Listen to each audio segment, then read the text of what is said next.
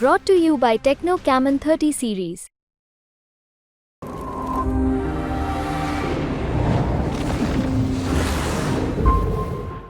एवढंच या ठिकाणी मला सांगायचं.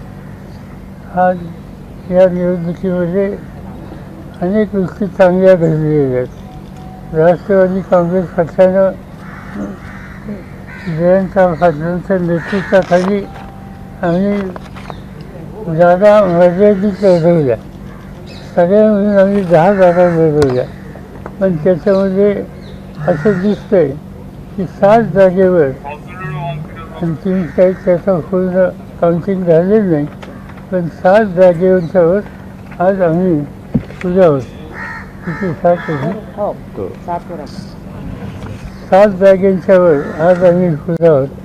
याचा अर्थ 10 जागा लढून 7मध्ये विजय मिळण्याच्या संबंधीचं चित्र. याचा अर्थ स्ट्रायकिंग रेट हा राष्ट्रवादी काँग्रेसचा या निवडणुकीमध्ये निश्चित प्रमाणे झालेला आहे. हा जो काही यश मिळालं ते यश मिळालं ते एकट्या राष्ट्रवादी काँग्रेसचं यश आहे असं आम्ही मानत नाही.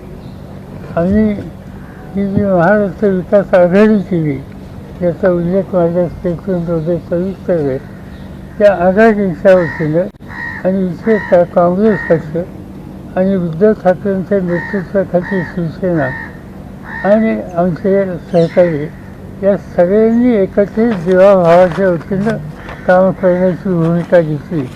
आणि त्यामुळेच हे यश जसं आम्हाला मिळालं राष्ट्रवादीला तसं काँग्रेसला मिळालं आणि उद्धव ठाकरेंच्या नेतृत्वाखालच्या पक्षाला सुद्धा मिळालं. आणि या जे मी सुरुवातीला सांगितलं की परिवर्तनाचं वातावरण आहे आणि आम्ही तिघेही एकत्रित राहून उद्याच्या काळामध्ये आमची धोरणं ठरवू आणि महाराष्ट्राच्या जनतेची सेवा करायची खबरदारी घेऊ. एवढंच या ठिकाणी मला सांगायचं आहे.